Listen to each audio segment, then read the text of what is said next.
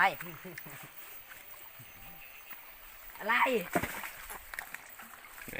ก็จีล่าหรือไงกดเบิ้งเบ้าก่อนโอ้ใหญ่จังเลย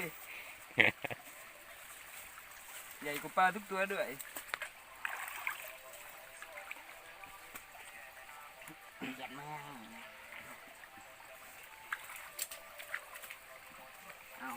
อ้าวคือว่าดำดินแบบนั้นไป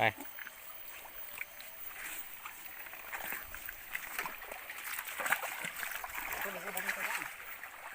อ๋อคุยแล้วไม่เดือดย่างคุยไหม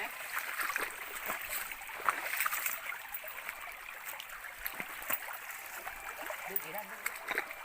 แน่ตัวนี้แน่อ่ะแกก็ได้ถือตัวนี้แน่โอ้ก็ถือปลาต้องร่มชื่อนี่ไอ้ครับตอนนี้ก็บ่ได้อธิบายนะท่านผู้ชมตอนนี้ผู้ขาก็เจ็บคอเลยแวบไปแล้วหายลงลอยเลยหายไปลงลอยโอ้โหกี่หลังมีที่ใจเรียนกันนี่ก็ชวนมันข้าพเจ้าเฮ้ยบ่แมนของเขาบ่เป็นของเฮาชวนมันเขาปีนานี่เขารับรวด30,000,000 ล้าน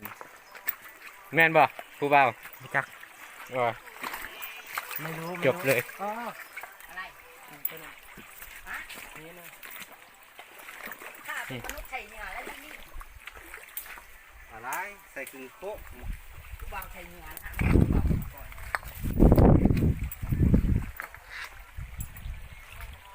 โอ้มันงามชมชื่อเลย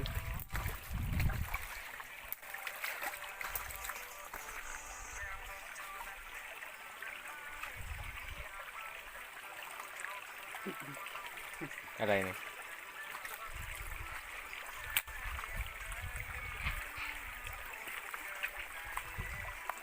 เกือบเว้ยโอ้ปูกับทางใช่เลยบายเฮ้ยเกือบคอยบายก็นี่ไม่ใช่เกือบผมไม่ยุ่งถูกใจไม่มาปัด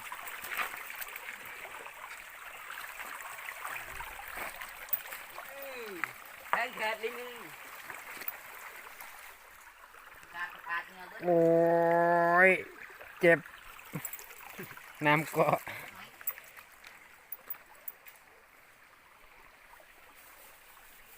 เอาบริมาช่างนี่เอามาชมมันเขานี่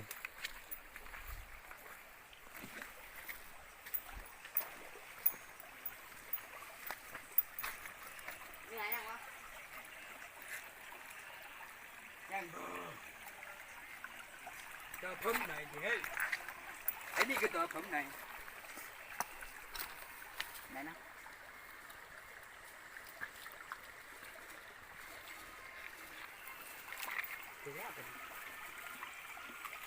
จกขาด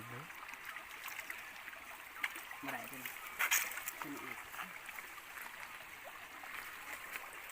นี่คือก็ยังก็ห่าง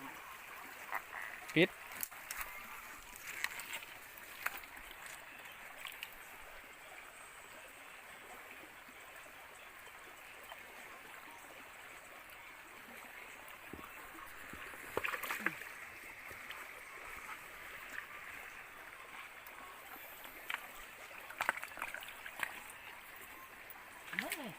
ทำหน้าที่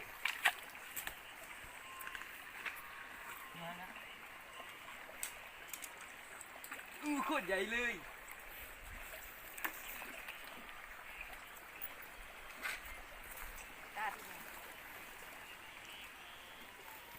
โอ้โหหมูป่ากินหัวมัน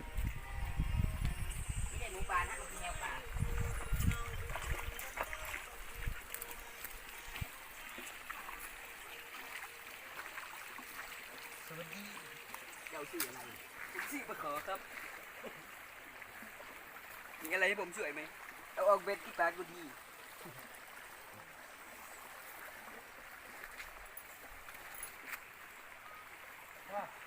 อะไร ใส่เองไม่เป็นหรือไง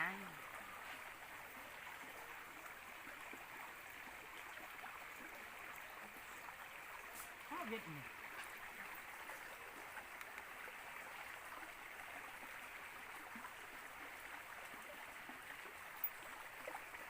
โอ้โหเป็นชั่วโมงแล้ว เอาแยก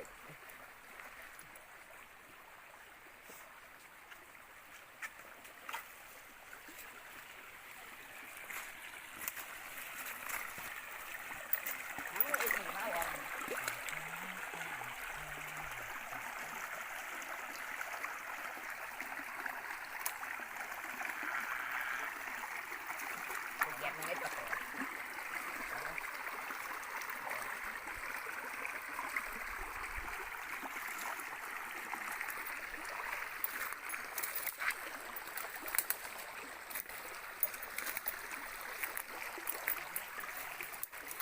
ท่านใช้เบ็ดตรงนี้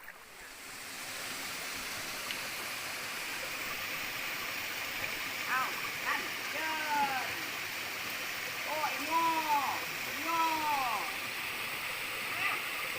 ไอ้โง่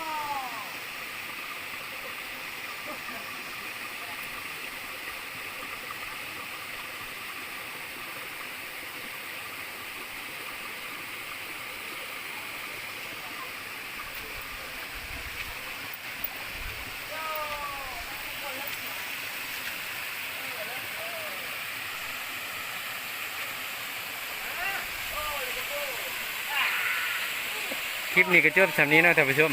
แล้วพอกันคลิปหน้าสิถ่ายยังสีลงยังก็อย่าลืมฝากติดตามกดไลค์กดแชร์ให้ทั้งให้พระเจ้านำเอาตอนนี้ทีมงานเขาก็สำนี้ละ เอามานี่